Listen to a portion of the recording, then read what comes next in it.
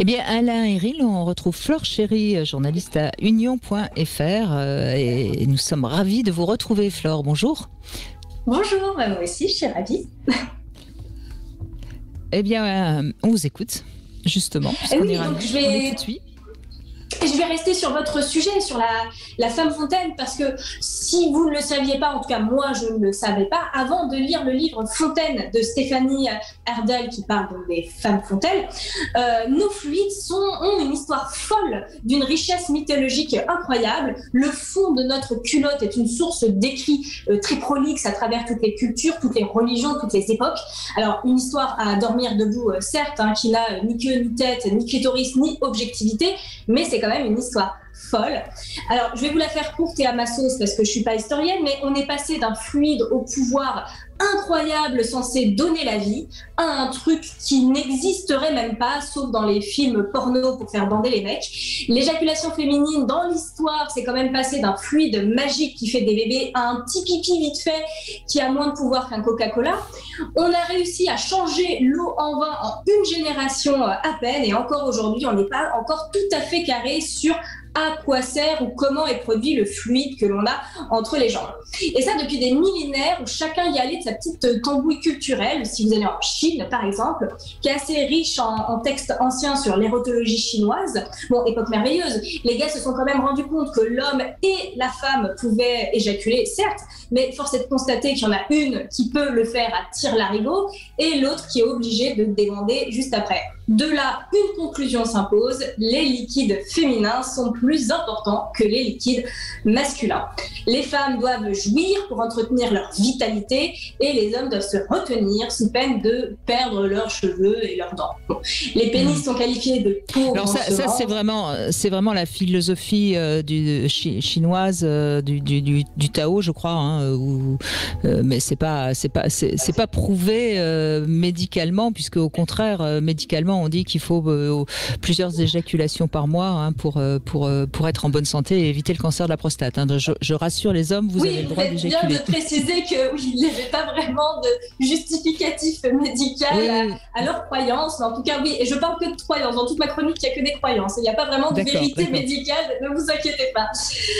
Donc, les pénis sont qualifiés, j'en reviens au pénis, pauvres en semences et sont gentiment invités à aller dans le vagin qui, lui, est donc riche en fluide pour pouvoir se nourrir de la force de leur partenaire. Bon, c'est faux, évidemment, mais pourquoi pas. Si vous allez en Inde, qui est aussi très prolifique en textes érotologiques, on restait quand même bien loti en tant que femme. On perd un peu de son piédestal puisque l'Inde cherche une forme d'égalité entre l'homme et la femme. Par exemple, il y a un seul mot pour qualifier l'éjaculation féminine comme masculine, ça s'appelle le sukra. Mais globalement, l'homme est tout de même invité à se retenir pour faire durer l'acte le plus longtemps possible et stimuler l'écoulement des fluides sacrés de sa partenaire. Dans l'Antiquité grecque et romaine, les fondements de notre société actuelle, on n'a pas hérité de la meilleure histoire, je vous le dis. On n'est pas trop focus sur le plaisir de la femme parce que c'est quand même un dérivé de l'homme en un peu moins bien dans les textes, toujours, il n'y a pas de vérité autour de ça.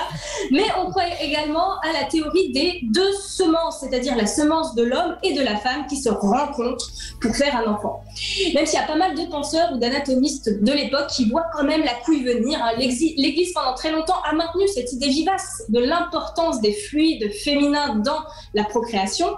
Mais évidemment, la science, entre guillemets, avec des gros guillemets, arrive et a tout déconné vers le 19e siècle. On s'est rendu compte que c'est la rencontre entre un ovule et un spermatozoïde qui donnait la vie. Et donc, on est passé du fluide magique féminin à une forme de pollution du corps humain qui n'a aucun sens, voire qui est même carrément cracra, quelque chose de sale, d'odorant, de pas propre, quelque chose qui n'existerait même pas du tout avant de revenir sur le devant de la scène, mais de façon obscène dans le porno.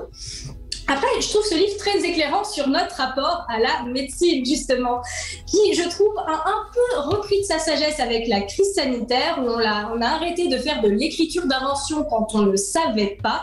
Ça a remis le doute dans nos déclarations scientifiques et ça fait du bien parce que, clairement, disons-le, dire qu'une femme qui éjacule en 2021, c'est pas encore un acquis, même en France. Alors qu'il y a des millénaires, on n'avait aucun doute là-dessus. Le livre de Stéphanie Erdel...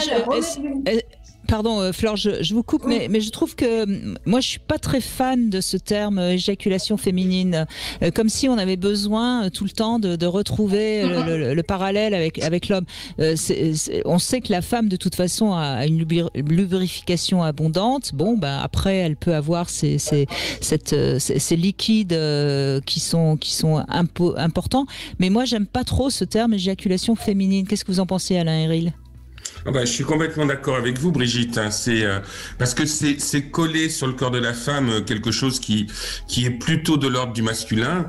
C'est pour ça que je fais l'effort d'utiliser le terme de fontainisation qui me paraît beaucoup plus juste, en tout cas, et d'autant plus que c'est pas toujours de l'éjaculation en tant que telle. C'est quelque chose qui peut glisser le long des cuisses de manière très abondante. Ça éjacule pas tout le temps. Hein, bien sûr, je suis tout à fait d'accord avec vous. Oui, je ne sais pas si elle l'utilise dans son livre, Stéphanie Hardel, mais je trouve que c'est pas une bonne manière d'aider les femmes à comprendre. Flore. Après, il y a des sources embryonnaires qui sont très communes entre les hommes et la femme. Donc, vouloir faire une scission systémique du corps féminin avec le corps masculin, ça peut faire sens à certains endroits. Maintenant, à d'autres, parler d'une prostate féminine, pourquoi pas? Ça peut être intéressant en se disant que ça a les mêmes fondements, ça a les mêmes propriétés. Le gland du clitoris, le gland du pénis, on peut retrouver les mêmes propriétés et parler de façon commune de ces deux attributs. Je trouve que, comme les seins féminins, les seins masculins, ça a des attributs communs. On sera définitivement jamais d'accord, hein, Flore. Moi, au contraire, je trouve que on est justement dans une époque où on veut tellement qu'on soit identique que c'est important pour moi de laisser nos différences bien inscrites, même dans la sexualité. Après, évidemment qu'on est égaux face à nos droits, etc. Mais on est différents. Et ce besoin de nous montrer pareil me semble un petit peu perturbant pour comprendre bien la sexualité féminine. Mais après, c'est... Moi, je vous rejoins parfaitement sur cette idée que oui, il y a une forme de volonté de vouloir absolument qu'on soit pareil les hommes et les femmes. Et moi, je suis pas forcément... pour ou contre, c'est pas la question, c'est que je pense qu'on a besoin de remettre un petit peu les doigts dans la biologie, clairement, mettons les doigts, oui.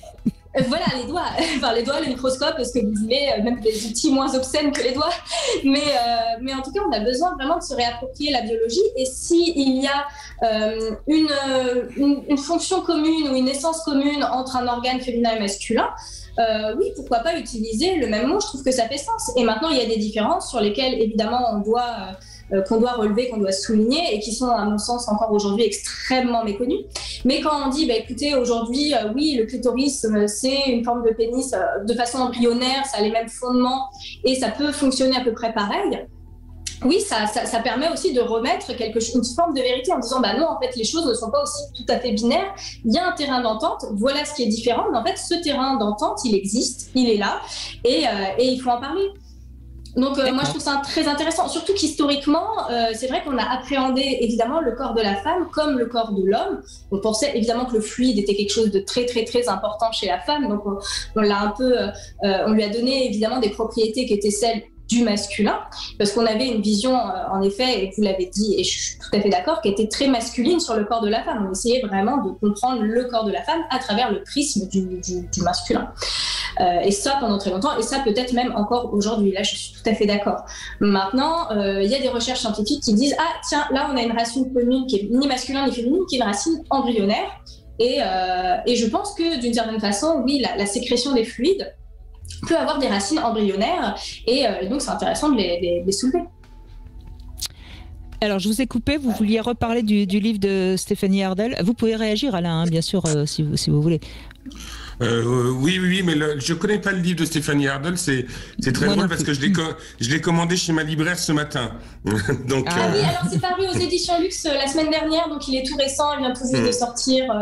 Voilà, il est très éclairant sur toute cette histoire que personnellement je ne connaissais pas, donc j'étais peut-être méconnaissante sur toute cette histoire des fluides corporels féminins, mais qui est assez folle de mythes, d'incompréhension, de méconnaissance aussi parfois, de ce que ça dit aussi beaucoup des relations hommes-femmes, et oui, c'est une histoire qui est assez riche et assez dense, et j'ai trouvé que c'était un très joli livre pour ça. Bien, ça prouve oui, donc ma conclusion, c'était juste... Pardon. Allez-y. Oui, donc ma conclusion, c'était juste de remettre de l'humilité dans nos connaissances scientifiques, et encore aujourd'hui, parce que à travers son livre, on se rend bien compte qu'à chaque fois qu'on affirme quelque chose, très souvent, on est un petit peu à côté de la plaque. Et donc, je trouve ça bien de remettre de l'humilité et des doutes dans les connaissances scientifiques actuelles sur le corps humain. Parce qu'il y en a. Mais remettre de l'humilité... Pardon, Brigitte. Oui, non, allez-y. Non, je voulais juste dire que remettre de l'humilité, c'est aussi, en l'occurrence, remettre de l'humidité. Oui, très bien. Alors, elle a quoi comme formation, Stéphanie Herdel ?